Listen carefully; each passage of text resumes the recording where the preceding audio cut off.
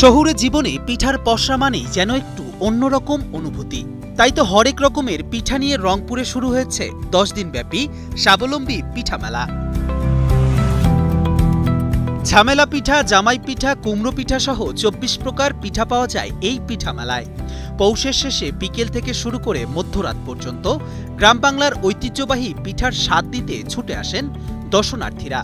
এখানে অনেক নতুন নতুন পিঠা দেখলাম, অনেক নতুন নতুন ধরনের পিঠা যেগুলো আমি কখনো নাম শুনি, যেমন জামাই পিঠা, তারপর হচ্ছে ঝামেলা পিঠা, মিষ্টি কুমড়া পিঠা, তারপর হচ্ছে ডিম চিতই।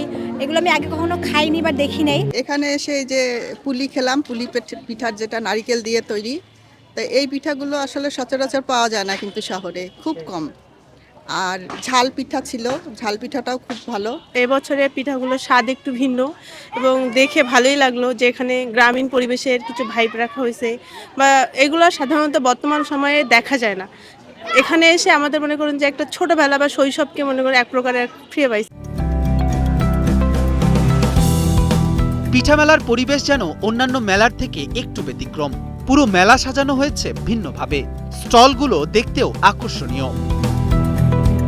রাখা হয়েছে গ্রাম বাংলার কৃষকদের ব্যবহৃত মাথাল, মাছ ধরার টার্কি, ঝাঁপি সহ অনেক কিছু। জানিয়ে অনেকে বিশেষ মুহূর্তের ছবি তুলে রাখছেন মুঠোফোনে।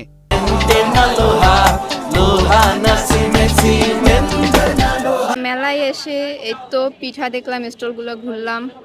তো এই যে গ্রামীণ পরিবেশে মাথাল, তারপর মাছ ধরার বিভিন্ন জিনিস দেখলাম, ভালোই লাগলো। স্টল ঘুরে এগুলো পরে ছবি তুলে ভালোই লাগলো। আর এগুলো তো সবসময় দেখা হয় না, মানে প্রথম দেখে বা আগেও দেখছি হয়তো, কিন্তু ওভাবে তো দেখা হয় না। ভালোই লাগতেছে সব কিছু।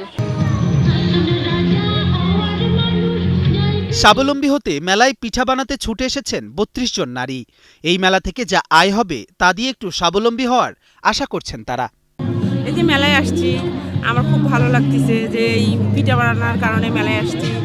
এই আমি নিজেকে স্বাবলম্বী কোনোদিন যাতে হইতে পারি, সেই জন্য এখানে আসছি। এই যেমন আমি এখান থেকে কোনো একটা অনুদান বা পাইলে ওটা আমার একটা কোনো ভালো কাজে লাগাবো, সংসারে ভালো একটা কোনো কাজে লাগাবো। স্বাবলম্বী পিঠা মেলার আয়োজক বলছেন, অর্থনৈতিকভাবে পিছিয়ে পড়া নারীদের স্বাবলম্বী করতে এই পিঠা মেলার আয়োজন। গ্রাম বাংলার ঐতিহ্যবাহী পিঠা শহুরে জীবন ছড়িয়ে দিতেই এবং সংস্কৃতি টিকিয়ে রাখতে চেষ্টা করছেন তারা।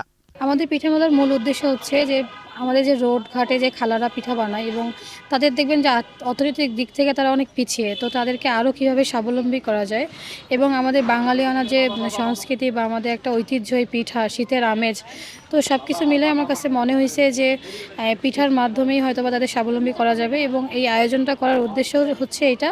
আর দ্বিতীয়ত যে আমাদের রংপুরবাসী যেন মেলার মাধ্যমে বিভিন্ন ধরনের পিঠা খায়, কারণ সচরাচর মেলাতে এত পরিমাণ বাসায় এত পরিমাণ পিঠা বানানো হয় না যেটা মেলাতে হয়। এটা হচ্ছে আমাদের ১৬ তারিখ পর্যন্ত চলবে, ৮ তারিখ থেকে শুরু হয়েছে 10 দিন ব্যাপী।